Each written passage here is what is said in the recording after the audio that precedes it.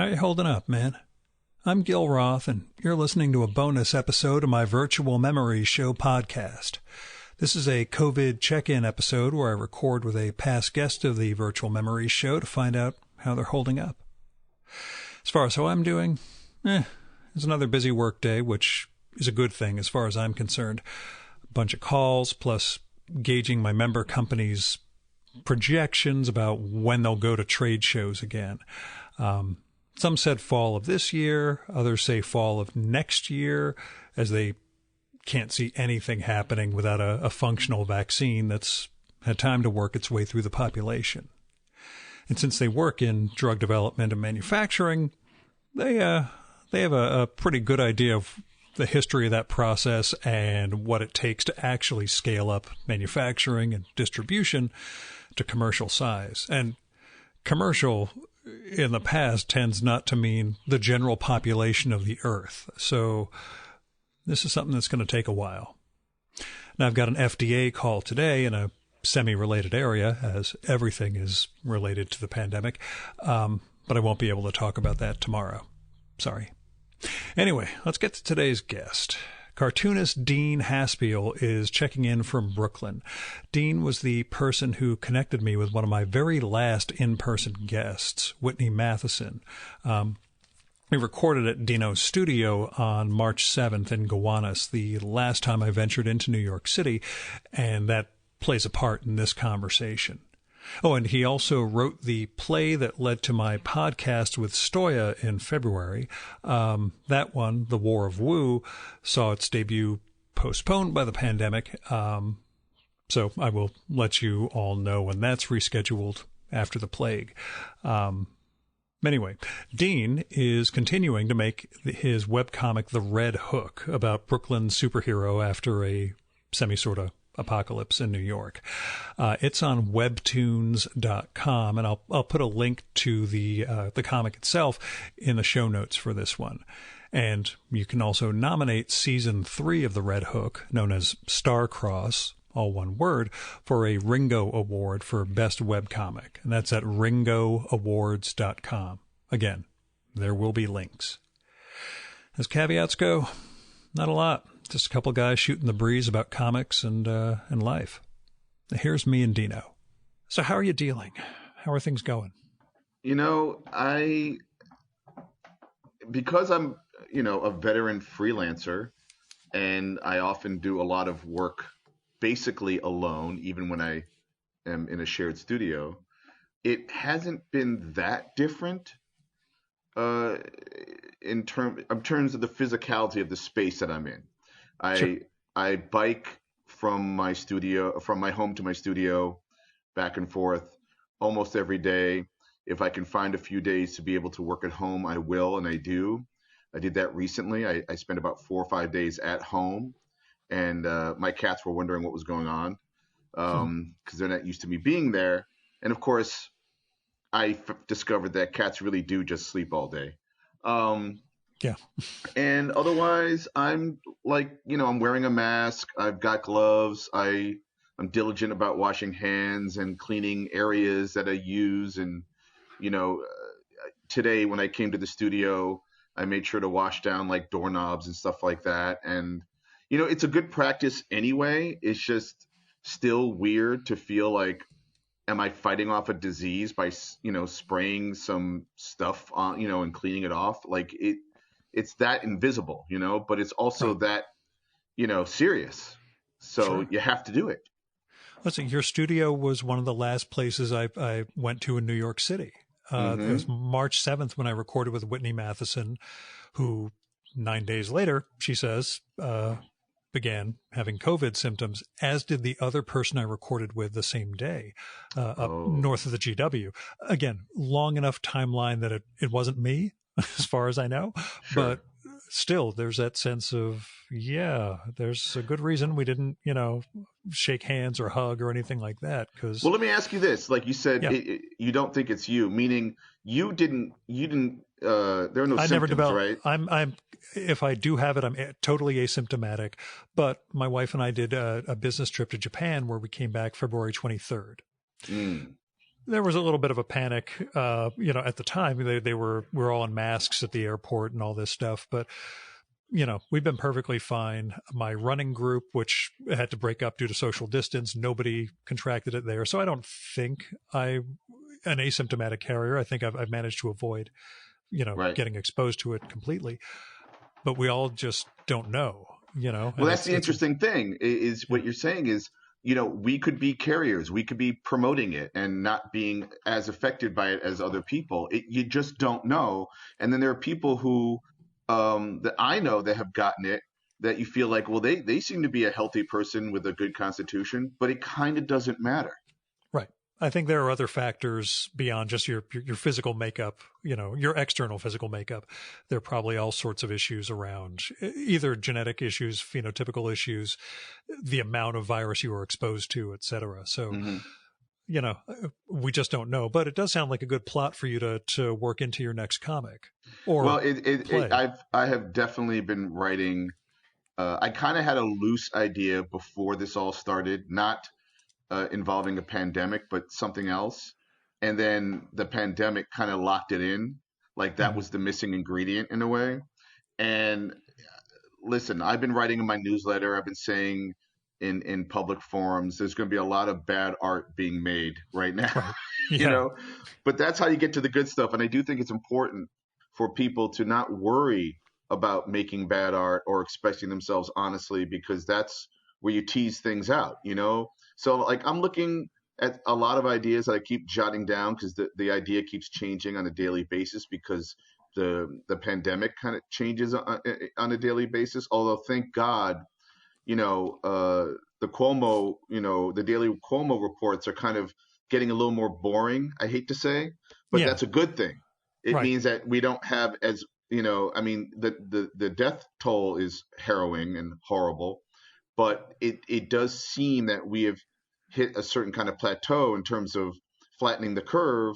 But we got to keep doing that. And that's where it gets a little boring because like you got to keep doing what we've been doing every day if you've been paying attention and doing what you're supposed to, And when we say supposed to, that's where we have a good leader in Cuomo right now. And who knew, right? I mean, I'm not surprised, but it's not like I watch that guy every day or anything like that, but he stepped up and he as he said today, he'll tell you the good, the bad, and the ugly. He's not going to, shine anything up, and when things, it's going to be it's a staggering, like just like the way we shut it down was a staggering of like information that you get one thing on a Monday and on Wednesday it's amped up, and then we went to basically a kind of a full shutdown.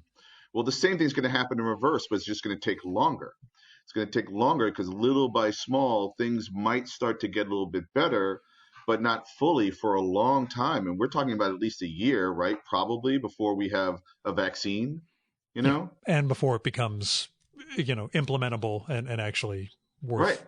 Yeah. And one of the things I'm worried about is, okay, you're a positive or a negative or you're a carrier. And, how is that going to impact the way we look at each other and hang out with each other or go to a store? Are we going to start carrying a card now? It's going to be on our license or, until there's a vaccine and then everyone can just get a shot, and what about the black market and the bootlegging? Like, what if there is a card that goes around saying what you are, how you've dealt with this virus? Will people start to be, lying to each other just to get into a space or to get what you need?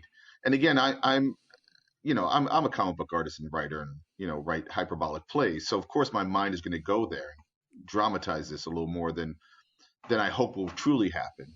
But I can't help but think that way. Yeah. Well, I mean, you can envision what a con is going to be like. Mm-hmm.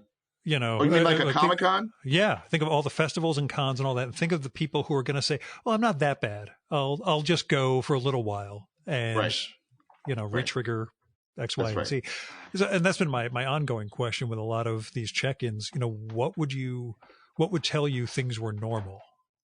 At what point would you feel like, okay, it's behind us, Well, I think the new normal, we won't, like, I can't imagine rush hour in a subway. I can't really imagine sitting that close to each other in a theater, a movie theater, or a play, sporting events, um, Comic Cons. I mean, Comic Cons have become the worst place on earth, not necessarily because of what the Comic Con yields in terms of entertainment and possibility, but more because the amount of people. I used to joke for the last few years that I need to butter up my whole body in order to slide through people. Yeah. That's how bad it gets. And forget a bathroom. You can't even get online for a bathroom, so that's needed to change for a long time. Or a lot of venues that, yield a lot of people. I do think that is actually going to change. And for the better. I don't know what capacity will mean, the word capacity, like how many people can be in a space legally. And I know will always be underground kind of spaces where people are just you know Cramming incognito in. doing it. Yeah. Yeah, I mean that's going to happen. But I mean, again, if we have a vaccine for this, then hey, if you get the disease or the cough or the clap or whatever you want to call it, there's a way to fight it. But right now is where we literally have to be as boring as possible in terms of what we're able to do. But luckily, creatives like me and you, I'm never bored. Listen, I'm reacting, I'm creating. I thank God I still have a job. A lot of my studio mates lost their jobs. A lot of people I know don't have work right now.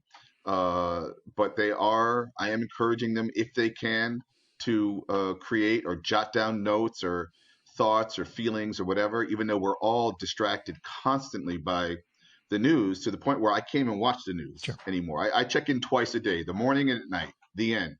I can't, because then you start to make up shit, like and you just fall down the spiral. You just start That's right. refreshing and you want to see where the numbers are going. And and then you find things to like freak out about, so I'm trying to be mentally practical about this stuff, and try to listen to the scientists and the mathematicians, no one else.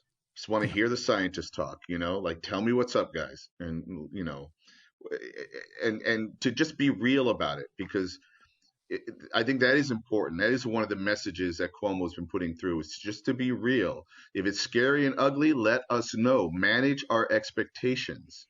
If let us know. One of my other worries is what are they not telling us? Yeah. So yeah, there's that. But again, you can only pursue that line so far before you start plummeting into a conspiracy spiral, as opposed to a refreshing the stats spiral. That's right. Did you have I don't know if I answered your question. I worry that, like, I don't worry. I'm excited by what the new normal will be, because it'll be hopefully a healthier version of what we've been living. Hell, I've been cooking a lot more lately. I'm a guy who loves ethnic food: Chinese food, Indian, Mexican, Thai, Vietnamese, and I miss that greatly. But I also have been like eating my own fresh food and, practicing my own culinary skills and having fun with that. And I think this is an interesting time to kind of rediscover yourself in solitude. I spend most of the day, like a lot of people, completely by myself. I see my girlfriend Jen in the morning, and sometimes late at night when I come home, if she's awake. I see her maybe like 20 minutes to an hour a day tops. And she goes to her studio and works. And she lost some income and is trying to figure out what to do next, And we're all in this place of innovation right now. But at the same time, I think it is an interesting, kind of break or a hiatus to kind of like rediscover who you are and where you're at, and what do you want to do next. And what have you discovered? What do you feel you've broken through with? I discovered that even though I'm a provocateur and I love to be around people, I was afraid that I wouldn't be able to handle being alone. And I think what I discovered is that I'm okay with it. and we're talking about physically alone. Of course, I can talk to Sure. people, Zoom, I've already done like a literary salon, online with some folks. Again, we all innovate a way to connect and to create and express ourselves and share that and communicate and connect.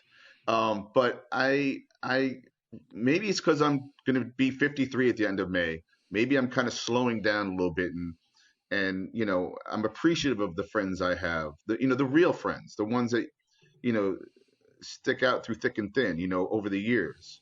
um, and you can't take that for granted. There are a lot of things we've taken for granted, in terms of what's available, especially a New York City native like me, who's had so many things available to him, just because things are open 24 hours and there's so many choices. A lot of the choices got reduced, and it's become, we use the word essential workers, Sure. and I've made my life a little more essential. Interesting. Do you find you're in touch with old friends you'd kind of let slide? Uh, I've definitely had some old friends reach out. Mm-hmm. And then you find, there's some new friends. There's your comrades in arms, like work buddies. Sure. In my case, comic book peers, and we're all Oh, talking to each you other. don't have peers. We know that. I'm just kidding. But you know what? Like, because everyone's trying to deal with, okay, what happened to them individually, and then you have to deal with what happened to, in my case, our industry, and the comics industry kind of shuttered. Mm-hmm. Diamond Distributors stopped distributing comic books, and they're kind of a monopoly. They're the ones who distributed most Marvel and DC comics, and Marvel and DC comics keep a lot of comic book shops open, most of them open. Right. And then that had to shutter right now.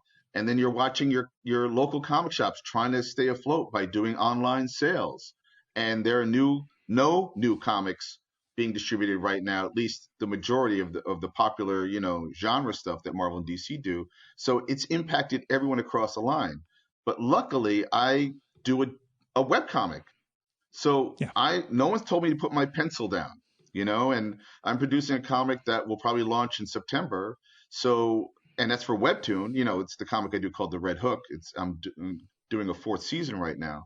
Sure. But I've been lucky to still have that job. And in a way, that's part of the discussion in the comics industry is, well, how do we continue to have comics, or at least print comics? And that's a good question. And there's a lot of different ideas going around, and everyone's hoping that sooner than later we'll kind of get back to having people, producing comics, selling comics, putting them in print and distributing them in stores. And meanwhile, we live online. All of us live on our phones, and our Right. laptops and tablets. That's how we're getting most of our information anyway. So I think this is an interesting time where there's going to be a paradigm shifting transition for lots of entertainment, not only comics, but movies and, music's already been doing it for years. Right. So I'm paying attention and I'm listening. I don't necessarily have the answer. I have a couple of ideas, or at least, knee jerk reactions to it. But I feel like in a way I've been a little ahead of the curve because I've been making webcomics since 2006. Yeah. You're also working, you were, let's see, a week away from debuting your third play when everything hit. Um, Yeah. can you talk a little about that, just the crushing disappointment that swallowed your life? Can you go into that? Yeah, it's weird because I remember when, the producer director, Phil Cruz, sent out an email saying we're going to get together tonight at a bar, and we're going to discuss this. And I could tell by the tone, I know what's happening. He's going to say we can't do this. And it was Hmm. a week before, the debut of the play. It was going to be a 3-week run, but it was also like 2 days after Broadway decided, they needed to shutter. So like, how are we going to stay open? Yeah. Like, and so to me, it just made sense. Like every time I hear another kind of industry or, style of life has to be put on hold, I'm not even debating it right now because this is bigger than all of us. And even though I'd already seen like a trial run of the play and everyone knew their lines, and no, listen, with off Broadway theater, nobody's making money. You're doing it because you love it and because you have to. And these people, these actors and the directors and everybody involved, the staffing of the show has to like put everything on hold after they've put their blood, sweat, and tears into this. It's really difficult, but at the same time, it's happening to everyone. It never felt personal. It doesn't feel like, God damn it, this fucking virus is messing with my life. No, it's messing with all of our lives. Yeah, At there's the never same time. there's much less room for self-pity in Right. an environment like this. Yeah. Right. And I know some people are going through a harder time or a lot. I mean, like I said, I'm kind of coasting here, man. I've got a good head on my shoulders. I respect what's happening. I'm kind of excited to see how, society changes, not only for America, but the world, and it's kind of uniting us. There are shades of 9/11 because of this, because, 9/11 brought a lot of people together, not only in New York, but America and the world. And the same thing's happening now, but at an even greater scale because it's taking even longer to try to figure this out. Um, and it's been interesting as a New Yorker to live through two, like almost 20 years apart, like major catastrophes, Right. So, Cuomo's been using the term New York tough. Well, hell, I feel like I've earned that badge among my New Yorkers. And also, what's a bunch of people felt like they had to split Dodge, right? They're like, I'm getting out of here because New York's going to be crazy. But I had to stay here because New York's going to be one of the first places to help solve it. Sure. Like I totally believe in that. And listen, it's slowly but surely starting to happen that way. And let us be the test run, at least in America. I know other countries have been dealing with it first, and God bless them. But it's our turn, and let other states in our nation, take a look at what's happened to us and take better precautions than we were able to do at first. So. Yeah. And there's nowhere as concentrated as New York City in the Oh rest my of the God. country. I mean, Exactly. that's part of my not feeling like I'm culpable for Whitney or Sato, developing this. I'm like, chances are they had a lot more exposure to a potential exposure than some schlub from New Jersey showing up for an hour with some microphones. Isn't it funny how at first, when you start to think, wait, who did I talk to? Who have I touched?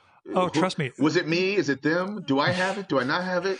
Did I give it to them? Like that whole thing starts to happen constantly, Did any of this, are you looking back at the play you were getting ready to stage, and are you looking at feeding any of this back into it?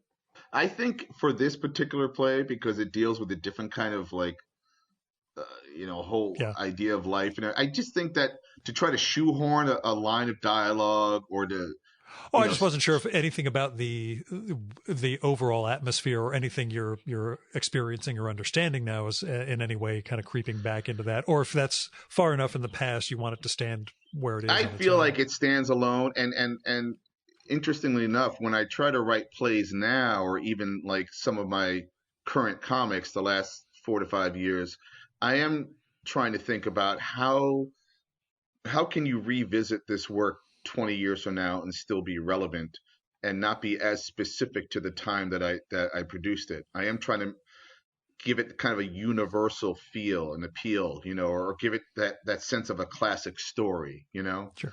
So, but with that in mind, it means that if I am going to write something in response to the current events, the coronavirus, it's a pandemic. It's a plague. It's happened before, So I'll write about a plague, because unfortunately it will happen again, and this is just our turn right now. And we are learning a lot. And listen, there's also a part of me that thinks, humanity is the worst thing that ever happened to planet Earth. And planet Earth is Mother Nature's pissed off, I'm not saying I want to take the hit on that, but I raised my hand. It wasn't my fault. It wasn't me, I didn't do it. Yeah. I didn't do it. But we all kind of do it. We're just handed the baton and keep, sallying forth. And I don't know. I have different mixed feelings about, what is all this in the grand scheme, the greater picture. Again, I don't have the answer, but I can at least tease it out in my work. Sure. Now, what comics have you been binging on during the self-iso? Well, so because there aren't really new comics, and thank God I have a ton of books and stuff that I get to now revisit a little bit more. I've been reading, Steve Gerber, the Marvel writer. He co-created Howard the Duck. I have that Marvel Essentials or whatever, the phone book they did of the old Howard the Ducks. Yeah. Right. Yeah. So when Stan Lee, Jack Kirby, and Steve Ditko and Don Heck essentially created the Marvel Universe the first decade, with other folks kind of, like John Romita and John Buscema coming in, taking over. Roy Thomas. Roy Thomas. Yeah. But that was like the 60s. So the first wave is the 60s. That's like kind of like the basement. That's the groundbreaking stuff. And then Jack Kirby went over to DC to do New Gods, and Stan Lee went to Hollywood to try to sell these into movies, which eventually panned out. In the 70s, a whole bunch of other writers came in, writers and artists, to keep the IP going, but it got weird. The comics definitely got weird. You had Jim Starlin and Steve Englehart and a whole bunch of cats. And this one guy, Steve Gerber, who I mentioned co-created Howard the Duck, took over the Defenders for a good, run. And I had gotten a couple of collections of those Defenders comics. And man, they are just bananas. Oh, and, yeah. The Headmen? Yeah. The Headmen, yeah. Yep. So, you know what I'm talking about. And, I had never read that stuff. At one point, Hulk befriends a deer. Yep. And the deer is actually somebody trapped inside the deer, and he's, trying to befriend. It's like the Hulk and Bambi, this is great stuff. This is and it reminded me, damn it, I may not have been the right guy for the 60s, but I definitely could have rocked the 70 Marvel comics, with my sensibility. And maybe omnisciently that stuff seeped through when I was a kid to me, although I think I would have thought it was too weird. Anyway, I read a bunch of those, which were a lot of fun. And then honestly, I'm trying to get to read some of my peers' books. One of my studio mates, John Allen, came out with a book called The Lonesome Era. Mike Cavallero came out with the first edition of his second book, Nico Bravo and the Hounds of Hades. Robin Ha came out with Almost American Girl. And then because I'm writing plays, and we were talking about Whitney Matheson before, she got me 2 Annie Baker plays, one called The Flick, and the other one's called Circle Mirror Transformation, which I'm going to check out. And then my girlfriend Jen got me a play called Hangmen, written by Martin McDonough. Oh, yeah, the guy who did In Bruges. Yeah. Yeah, In Bruges, yeah. And 7 Psychopaths. And that sounds like a really interesting play. So, I'm reading comics and plays. And what else am I doing? I'm watching as much cinema as I can. I saw a movie the other night called Wind River, written by Tyler Sheridan. Tyler Sheridan, I think, was an actor on Sons of Anarchy or something, but he's also a movie writer, and he wrote the 2 Sicario movies and Hell or High Water. Have you seen any of those? I've heard that one's great. I've heard Hell or High Water's fantastic. It's great. I haven't seen it yet. So Wind River, which is not the greatest title, it's kind of like a blah title, stars Jeremy Renner and God, what's her name? The Olsen, Scarlet Witch Olsen. Oh God. The other Olsen. Yeah. The other Olsen, the third Olsen. Let me see if I can. Oh, Elizabeth Olsen. And it's basically a really good neo-Western noir, which kind of reminds me of. Are you familiar with Scalped, the comic series that published by Vertigo? No, Jason Aaron and R.M. Guerra with a couple of good fill-in artists. That's probably might be outside of Jack Kirby comics, might be my favorite comic book series that Vertigo ever published, called Scalped, that you should check out. It's amazing. I watched that movie. Last night I saw The Man Who Killed Hitler and Then the Bigfoot. I've got that lined up on Hulu, and I just haven't watched it yet. I've heard such great stuff about it, and I keep thinking, I'm going to catch that at some point. So It's good, man. It's Sam Elliott. It's kind of a heartbreaking movie. I have to be honest. Like, I got the feels watching it. And that's what I heard, that title notwithstanding, it's actually right, gonna right. just really really wrench you. So No, it's a good movie. And then I watched all of Swamp Thing, the one season that they produced, um, which is weirdly about a small town pandemic, kind of done in the spirit of what if like George Romero and John Carpenter got together to make a superhero horror, based on the Len Wein, Bernie Wrightson sure. character that Alan Moore then contributed a lot to later on, which also those three creators, they definitely sourced those comics into this one season TV show. And then I'm finally catching up on Mr. Robot season 4, the last season. I don't know Yep. if you watched any of that. I did. I think I quit after the third season. The third time, everything you know is a lie, and everything you've been watching so far turns out to be just another layer of misreality. At that point, I was like, you know what? Right, You can have your layers of reality. That's fine. right, right. You took me along this far, but I'm going to let you go now. All right. So So to bring up Whitney one more time, she sure. too felt the same.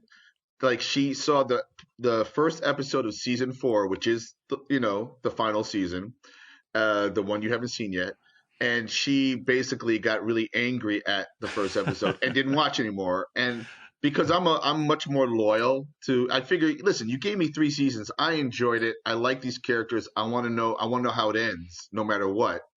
I mean, I'll defend the last episode of Lost. I don't care, whatever. But but I watched it and I got through to the 3rd episode and it locked back in to me. And I told Whitney, and then she begrudgingly started watching it again, and now she's in and really likes it. So I'm telling you, just try, just do it, man. Like, unless you really hated it, I think it's going to be worth our while. Although I worry it's going to have a terrible ending, but I'll find out. We'll see, and you'll have to report back to me when you do. Yep. Last message for listeners. Anything you want to either give them hope for the future, a plug for the War of Woo, or anything else you're. Well, hopefully the War of Woo, which is postponed, hopefully that will, be mounted. If not this year, then early next year. So that's the plan. When people figure out how they can sit next to each other and see plays again. I'm currently working on the Red Hook season 4. It's called Blackout. And I've actually been writing the plot for the 5th season if I get the chance to do that as well. So I'm excited by that. I'm writing a lot of short stories. I'm kind of writing a new play that's inspired by this plague that we're living through. But in terms of just, giving people like a high five, man, like, if you're an artist, I get it. We're all distracted right now and you're freaking out and you're worried about, your next meal. I, ask for help, call your friends, talk to each other. Don't be so goddamn introverted. It's okay to ask, check in with each other, complain if you need to. And more importantly, make art even if it's bad. You don't know what it is right now. You don't know how it's going to matter later on. And for everyone else, that doesn't make art, and I'm sorry if I'm being art centric and selfish here, I hope you realize how important art and entertainment truly is at a time like this. I mean, yes, it's the news is important and science and math is where we get our information right now, but we need to entertain and communicate and connect with each other through art. And I hope that the people are recognizing that more than ever before. We're living in a Patreon age right now, and I've had debates with certain artists about whether it's a luxury right now to be making art. I'm like, no, that's how certain people communicate in life. That's how they interact. That's how they negotiate other people and things and places. And it's okay to continue to use those models.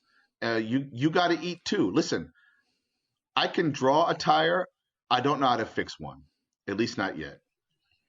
Yeah, you'll see. You'll become much more resourceful as the pandemic goes along. I'm just kidding.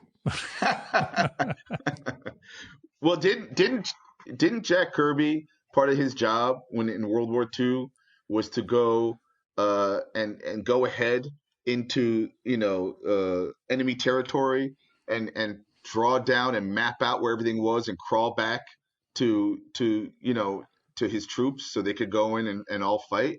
I mean, we are necessary. Artists are necessary. Dean, thanks for coming on. Thank you, Gil. And that was Dean Haspiel. Go check out his work at deanhaspiel.com, which is DeanHaspiel.com. He's on Twitter as Dean Haspiel, all one word, and on Instagram as DeanHaspiel_art.